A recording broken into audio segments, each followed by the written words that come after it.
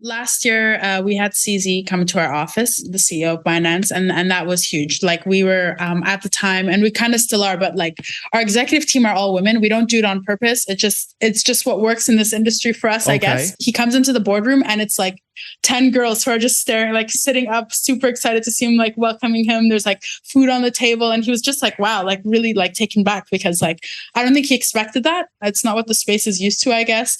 And we're all like super presentable, excited. And he was just so down to earth. So, welcome to another episode of our podcast, Life Without Purse, Życie Bez Gruchy in Polish. And today, our special guest is a Chief Operating Officer at Luna PR, Maral Nouri, whom I had a pleasure of meeting at Consensus, actually, in Texas, in the US.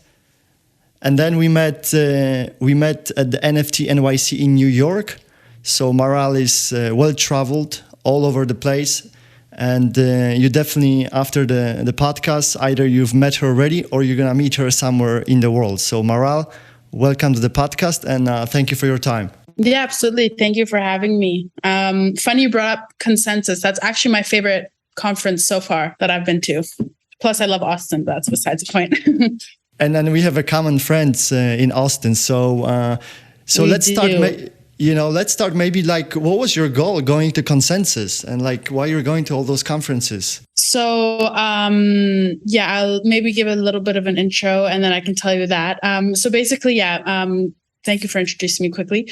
I'm basically the COO of Luna PR, but more than that, actually, I'm the COO of Luna Media Corporation, which is actually our umbrella company. So under there, we have quite a bit going on. We have Luna PR. We recently acquired Cointelegraph Middle East. So we have that as well. Congrats. And thank you on that. We also have a VC, which is our women-led VC, which is amazing. We're doing quite a bit in the space. But right now, we're obviously in a bear market. And the best thing we advise our clients to do is to go to conferences and make some noise. Make yourself heard, introduce yourself to people, get connected, gain partnerships, relationships. And that's kind of why we went to Consensus and NFT NYC. And then we actually continued on that conference tour. We went to Barcelona, ETH Barcelona. We were in Paris for the Metaverse conference, which was a lot of fun. We went to London. That was more for meetings, not a conference there. But it's been nonstop. And then, of course, Korea recently. So conferences is the best thing to do, I think, in my opinion, at the moment with what's going on in the crypto space. Oh, I 100% agree with that. And not only in the bear market, but in the bull market, everyone's so busy, with everything that's going on. They're so excited that sometimes they just might be lazy. But sure. Let's talk about you personally, because you're now a COO, right, of Luna PR, based in Dubai. Yeah. But you did not start in Dubai, and you did not start as a COO right away. So and you did not start with crypto. So what take us maybe back, to your beginnings, and give us an overview how you started. Yeah, absolutely. So I'll take you 15 years back. So basically, I'm Canadian, but I moved out here with my family 15 years ago. And I went back to Canada for university, of course, and I studied business and tourism at the time, actually. When I moved back, I saw how well the tourism industry pays in this region, and I thought that's a big no for me. So started working alongside my family. I come from a family of entrepreneurs. My parents actually pioneered the first landfill gas to energy project in the region, and that has to do with renewables, sustainability. It's very cool. A huge passion of my family's, and I do love what they're doing, but it wasn't really I didn't have the spark the same way my parents do. So if we go back to 2020, I actually met Nikita, our founder, at a yacht party, which is a very Dubai thing to say. And at the time, she was working out of her living room with a team of 5. And she sold me a dream, and I kind of jumped on the opportunity. So since then, I started off with, so I've always had a passion for finance and crypto. I had a very strong interest, but I actually did not know how to get into the space. And through Luna and having Nikita as my mentor, I learned very quickly and jumped on that opportunity. So we turned from a team to 5 to over a team of 100 in the last, I would say, 16 to 17 months. Unbelievable. And Wow. we have grown exponentially. Yeah. It's kind of surreal when I talk about it because on paper, it's like, no way, how did you do that? But when you're actually in it, it's a crazy rush. And I think that's an experience for a lot of people in the crypto space. It's just so much opportunity. You just have to jump and take that. So I learned everything I did in the last 17, 18 months. So that's why when, especially like women in the space, like there's a lot more now, which is amazing. But of course, I have a lot of friends who are like, oh, I'm not good at numbers. I don't get it. And I'm like, you don't need to know numbers to understand crypto. And just kind of translating that crazy tech word to the layman's is what we do on a daily basis for our clients. And now it's translated into friends and family and so on. So that's basically me in a nutshell at the moment. Maral, so take me back to Nikita and her selling you, and that's the important word, selling you the dream, going into what, PR, going to blockchain. What was the pitch? So at the time, I'm very fortunate to come from a family that gave me a foundation to have the freedom to do what I want. And when Nikki was like, do you want to come work for me? I said yeah off a whim because I wanted to do something different. I wasn't really necessarily happy with what I was doing. And I told my family, like, I will always support you. I'm here and I will still be part of the family business, but I need to step away and figure out what I love and what I want to do. So I actually went to, as I guess the headquarters at the time, which was a living room. And I had no idea what I was going to do. I was like, okay, cool. So she started talking about these 5 verticals. She's like, we do PR, marketing, branding, investor relations, advisory. And in my head, I'm like, okay, cool. I know the IR side a little bit. I know nothing about PR. I know a bit, but like not too much. She kind of, I don't know what she saw in me, but clearly saw something. And it I guess she had the light bulb moment. And I was like, okay, cool. Like, let's just get started. And I just started shadowing everyone in the living room and learning about it. And what I kind of like, it's weird to say, but I kind of like found myself in a way, at least from a career side of things. Yeah, of course. And I realized that I'm actually, I didn't know I was such a people person and working with clients. And I remember being so nervous on my first client call. I just remember like shadowing some of my other team members and being like, damn, they're really good at what they're saying. Like, there's no way I can do that. And like, fast forward even 3 months from then, I was like talking, I'm like, yeah, interoperability and blah, blah, blah. And I was like, what am I saying? Like, this is so weird. So, I don't know. It was kind of a whim, but like, I've always had this like entrepreneurial side as well, I guess through my parents, that I was like, okay, let's just do this. And I just love, since I'm little, I've loved the concept of like, I buy something and I'm going to sell it for a little more, or I'm going to add some sort of service and do that. So like, I remember being in high schools and I was based in Dubai. So there's something called Dubizzle. It's like a Craigslist of the UAE. And I remember buying Texas Instrument calculators on there because they were 200 dirhams and then selling them to all my classmates for 500. And I was like literally 16 at the time, thinking I'm like so gangster making this side hustle. But it was just a hustle in the beginning, like, and it still is for us, like we're still trying to hustle and do more and more and more. Well, of course, reaching the masses and providing that message and all of that. So I don't know. I think I got lucky, but also I've worked really hard to get to where I am. But it was a good combination of both. And I work really well with the executive team where we all get along really well and we respect one another. And we know what we're all on the same mission here. We all have the same vision, which is awesome. Absolutely. So you always had that trade mentality, and then you discovered that you're going into marketing, promotion, and PR, and crypto as well. So it's just a crazy combination. What do you guys do as would I say agency, or how do you guys position yourself? Yes. So if we focus just on Luna PR, we're kind of like a one-stop shop for a lot of projects that come to us. So in terms of what we do, we are a PR and marketing agency for anything Web3. So in terms of our clients, we've worked with DeFi, NFT, GameFi, Metaverse, blockchain, you name it in the space, we've probably worked with that type of project. To date, we've worked with over 600 projects. If we're not working with projects, we're working with executive members from their teams. And we so typically projects come to us, they're very tech heavy, tech driven, and they don't know how to translate to those layman's. And that's kind of where we step in. So depending on the project, we can step in at a full CMO role. We can step in as more of an advisory role. And it's not like a one size fits all, but we can, from the experience now that we've had, we know what works and what doesn't. So what we do is on the PR side, we work with traditional and crypto media. It's all about relationship building. It's all about that organic media and getting picked up organically. Like anyone can go out there today and get paid press, paid media. And that's great, especially if you want to build SEO, but it's not about that anymore. And and all of that, it's more of that organic. So we provide press for our clients. We provide editorial, thought leadership style pieces, key opinion pieces as well. That's one of the reasons we go to the conferences as well. We can provide speaking opportunities for our clients, get their voice heard.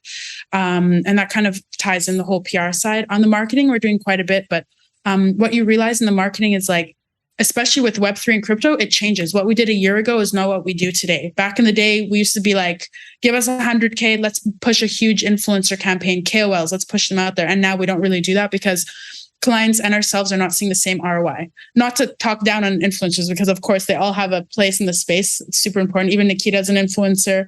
I like to call myself a LinkedIn influencer because I'm getting really good traction recently. But our strategies have changed. So with marketing, we can offer social media for our clients. We can create campaigns, very simple things like giveaways up to much larger scale campaigns. Something we really pride ourselves in is definitely partnerships. So right now, partnerships are fantastic because one, if you're a new established project that has a lot of potential, you can tap into another project that has a well-established community. Of course, community is everything, especially when it comes to NFTs or your typical tokenized projects as well. So tap into existing communities. We can create press from that, depending on how big the partnership is, whether it's like, let's say like a Visa, MasterCard, something more on the traditional side, or another really big project that we can tie in together. And yeah, I feel like I'm going off a bit, but basically we're kind of this one-stop shop. We're very flexible. Clients come to us, we'll see how we can support them and we work alongside them. And usually it fits like two peas in a pod and sometimes it doesn't. But I think if you're in the service providing industry, you know that like sometimes a relationship doesn't work. So we can identify that very quickly. And that's very important from the get-go. I'm in the service industry myself. In the sort of software development, so something complementary to what you guys do. But I wanted to go to the point of whoever I talked to, and recently Polish group of people visited you guys, and I was through a friend of mine. He's like, they're going to visit, they're in Dubai and they're gonna go have a meeting with Luna. Oh, awesome. I'm like, Maral again? You're in Austin, Maral. In New York City, it's Maral, and then and you guys. I'm like, let's hop on a call and then record a podcast because I want to have a conversation, get to know you more from the professional side after our meeting in Austin. And absolutely. And so a lot of people are talking about you guys. That's good. That's awesome. That means that you guys are definitely doing an awesome job spreading awareness and being very loud. Yeah, absolutely. So you mentioned about meeting a lot of executives, working with a lot of over 600 projects. So I want to go back to that in a sec. But before I do, give us maybe one of those strategies that have changed now. So what's working, for someone that maybe is an influencer and wants to push for the project, that new strategy, or someone who has a project, and then is looking for a strategy like that. Yeah. Of course. So if we tap on influencers, because as you just mentioned, so back in the day, we would do something like a campaign. Let's say IDO is about to happen. So a client comes to us and they really want to push. They put a large budget. They're like, just get all the influencers. I want them all to tweet at the same day. Let's try to get a hashtag trending or something like that. And we used to do that and it would work because we're in this bull market. It's so much fun. Like, let's just go. But now what we do and what we can offer our clients is more flexibility in a sense of we like to reach out to influencers, let them know, hey, this is a project. Let's say, for example, it's a DeFi project, huge opportunity here. This project's going to be big already. Massive VCs have invested, huge potential, whatever it is. And we say like, we would like to introduce you. And what we do is we make more introductions now between influencers and the projects and let them negotiate more of a long-term. They can come on as an ambassador. They can come on as an advisor. Nikita, myself, and some of the other executive team members so Nikita's actually an influencer. She has quite a large following with maybe over 150K across her social media platforms. Me, not so much, but maybe more so from experience of working with projects. We come on as advisors. So it's kind of between the project and that individual to negotiate some form of deal, whether it's being paid back in tokens over a long period of time, having some form of skin in the game, which we actually do as an agency as well, is more beneficial for everyone. And it's more this long-term relationship. So that's something we've changed. And we're like, it's not something as an agency we monetize off. It's more so let's introduce you. And through that connection and maybe opportunity of that influencer coming on, of course, if the project is working and is successful, then we're all successful. So that's something that's changed over time and seems to be working on that end. And then we recently, we used to do a lot of things, for example, with community growth. So of course, NFT projects, like Discord is everything, community is everything. And people come to us and projects come to us and they're like, I want 100,000 members in the next month. And we're like, okay, so like if we look at numbers, sure, maybe we can get that for you. And maybe 90% will be bots, but like you want organic. So back in the day, it was all about numbers, and now it's about that organic growth. So even if we grow your group in a month and you have 2,000 members and there's maybe 200 online who are active, that's fantastic. So it's about communicating as well with projects because they don't know any better when it comes to the PR and marketing. And we have to, from day one, guide them and tell them. So, and expectations are everything. So we do things now, growth hacking strategies for any type of project. It's very tailored to that specific project, and we'll find ways to grow that community organically. But again, everything, even as an agency, like what we do always has to change. And I think that's just because of the Web3 space being so new in the first place. Yeah, I would love to go into details about like technology, but I won't go there on this call. However, you guys are doing a huge service to the whole ecosystem by doing marketing, promotion, and then coming up with all those strategies. And as you said, organic growth and community, not bots. You basically increase the adoption of the whole ecosystem and then adding value to the neighborhood. So all our houses that's the goal. Are more valuable. Going back to the projects, your clients, and then a huge list of executives. I remember in Austin you showed me some of the photos of like key leaders in the crypto space. Maybe you want to name them. I won't be going there. So my question is, because you said that originally you learned from Nikita, and you probably learned from each other still. But what have you learned over the years from all those leaders, and as you've seen them personally grow, and their companies are growing to billions of dollars. And bring in millions of users. So last year we had CZ come to our office, the CEO of Binance, and that was huge. Like we were at the time, and we kind of still are, but like our executive team are all women. We don't do it on purpose. It's just what works in this industry for us, I guess. We do have some guys in the team, and of course we need them, but. CZ, we invited him to our office. He came and he comes into the boardroom, and it's like 10 girls who are just staring, like sitting up, super excited to see him, like welcoming him. There's like food on the table, and he was just like, wow, like really like taken back, because like I don't think he expected that. It's not what the space is used to, I guess. And we're all like super presentable, excited, and he was just so down to earth. So he we know him through a mutual friend, and I think that's just how the space is. Everyone is so warm and welcoming. And he was at the time, he was just setting up Binance in the MENA region. So we got him on a good day. He came to our office and he sat down and he said, "How can I help you?" And we were just like, wow, like he wants to help us. And we were kind of like, well, we're a PR agency. We'd love to work with you. So when he came in, we got him. We had the opportunity of putting him on the. We actually, alongside Entrepreneur Middle East, we created a special feature, a crypto edition, and got him on the cover. And that was big. Of course, it was all earned because it's CZ. At that level, you're doing your thing. But if he was just so down to earth, he was literally wearing a black t-shirt and had like casual pants on, and he took pictures with our whole office, and everyone was just super excited. And like he would say something, and the whole office would like laughing with him just because it's CZ. But I remember someone was asking a question, and And I think it had to do with listing, because a lot of clients come to us and they're like, I want Binance. And we're like, that's great. Well, we know what steps you need, but you can't just go straight to Binance. It doesn't work like that. And I remember we asked him a question and he's like, I don't know. Like he's so high up there that it's like past his bandwidth to, help us out. And he has a fantastic attitude, and it was just so cool that he was with us. And we just have to remind ourselves that like everyone's just human, like everyone wants the same thing. They all want to put bread on the table. They want to make connections. They want to do something better for the space. And it was super inspiring to see someone at that level, at that caliber. Like in my head, I'm like, he's definitely low key the richest man in the world, but it was just like he was super down to earth, which was nice to see. And later that week, I think we saw him at 5 Hotel. They had their first like Binance event, and it was just so funny seeing people in the space ask him. Like, I remember they were doing a panel discussion, and someone was like, CZ, why haven't you listed my project? And I was there like, oh my God, like I have the opportunity to ask him a question, and that's what you're asking. It was so cringy. And you just mentioned you just mentioned he doesn't even know about probably doesn't go into those details, which shows me the scale as well. Yeah, he can. And then I saw your reaction when you mentioned that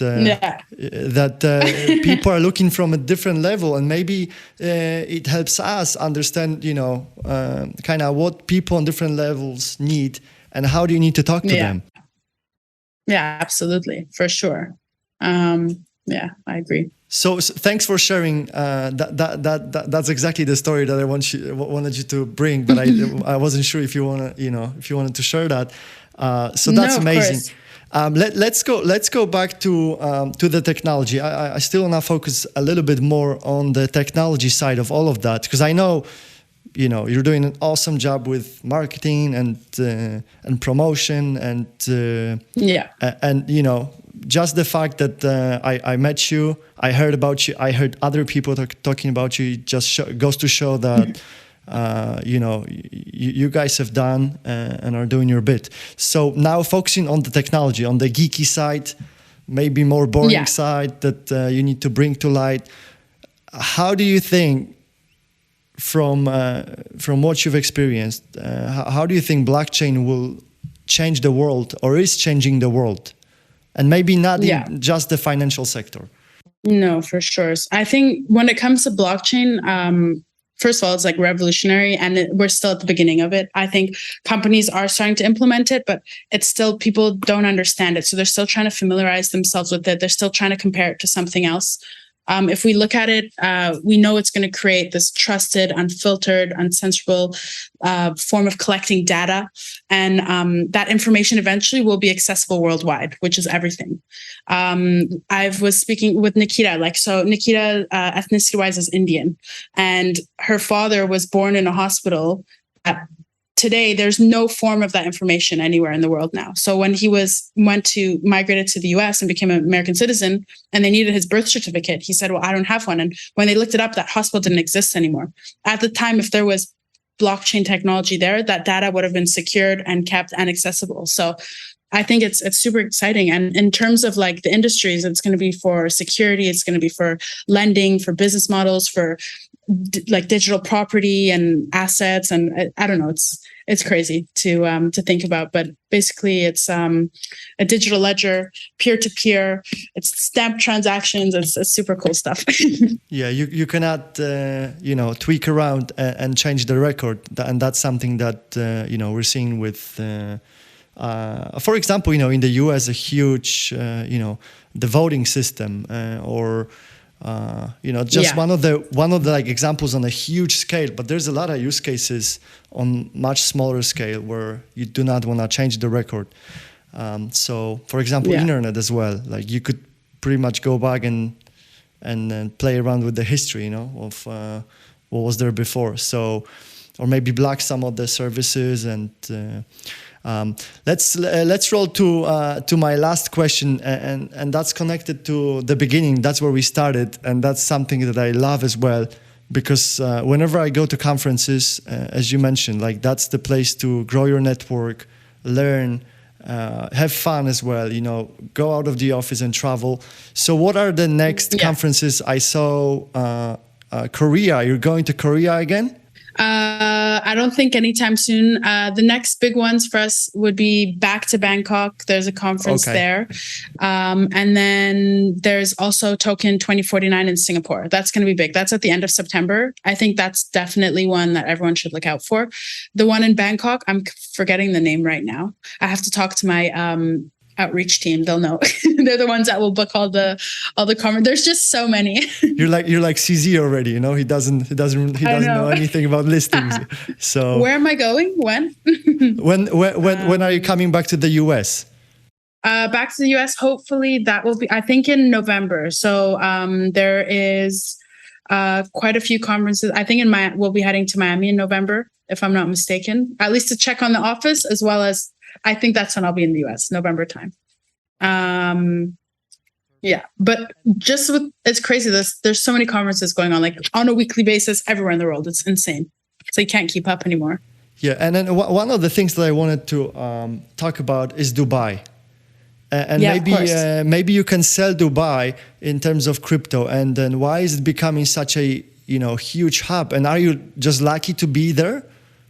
So I think very fortunate to be here. However, it made sense that Nikita opened up, started Luna PR here. And that's because it's like literally the land of opportunity. Even my family moved out here to work, start their business, because when you have a vision here, it becomes a reality if you put your head to it. So the government is for crypto. The Crown Prince, Sheikh Hamdan, he announced, I think, over a month ago that they want to pump up to $4 billion into the metaverse industry over the next 5 years. So that alone should be enough incentive for companies to come out here. VARA, which is the Virtual Asset Regulatory Authority, they're working alongside crypto projects right now. It's quite easy to register. There's free zones here, tax-free. It's just this, if we look at this city alone 50 years ago compared to what it is now, it's enough indication that this is where you should be if you want to make an idea come a reality. So definitely recommend companies to come out here. A lot of talent, and anyone I talk to now at conferences, everyone's like, "Oh yeah, I'm moving to Dubai. Oh yeah, I'm moving to Dubai." Everyone's coming out here, at least at one point. So hey, I'm getting used to the environment because I'm on the desert on the other side of the world in Las Vegas. So yeah, exactly. So actually, I think there's a conference in Vegas. I think we were talking about that earlier today, actually, in our meeting in the morning. At the end of October or November, I don't know. There's a conference in Vegas, a crypto one. Just so you know. Let me know whenever you're in Vegas, and let's meet up when you're here. Yeah, for sure. But finishing off, I wanted you to let us know how can people go and find out more about you, about your company, about your of course, maybe some of the work that you guys do. Power of social media is everything. I'm on LinkedIn, Twitter, Instagram, by email, by website. It's super easy to have access to us. In terms of what we're doing, we're just still at the beginning of us as well. Like we started off as an agency, but now we want to become a lot bigger than that. We want to focus on communications, the PR side a lot. So Nikita, our founder, we announced it last week. She's officially the host of the first crypto series that's going to be aired on CNBC. That's huge Arabia. News. Yeah. Wow. It's massive. So we're going to have some really cool, repeatable people in the space on the show. And hopefully we'll be able to and we're open right now. It's not like that there's auditions, but any project in the space with some potential, feel free to reach out to us. Let's see where we can, work alongside these projects and see to get them the exposure they deserve. There's going to be 52 episodes. So we have some slots to fill at the moment. And that's going to be aired to over 50 million homes on a monthly basis. It's going to be aired once a week and then rerun 2 more times that week. It's massive exposure for projects, especially ones who are entering the MENA region. So it's going to be awesome. It's very exciting. So more on your social media. I will definitely link that below the video. Your LinkedIn, your Twitter, and also the company website, lunapr.io. Maral, thank you very much for your time. Appreciate you, and hopefully see you in Las Vegas or in Dubai. But one thing for sure, likewise. That's going to be one of the deserts. Yeah, exactly. Thank you so much for having me. It's been fun. Thank you. Take care. Życie bez gruchy. Jedyny życiowy podcast w Polsce stworzony dla geeków.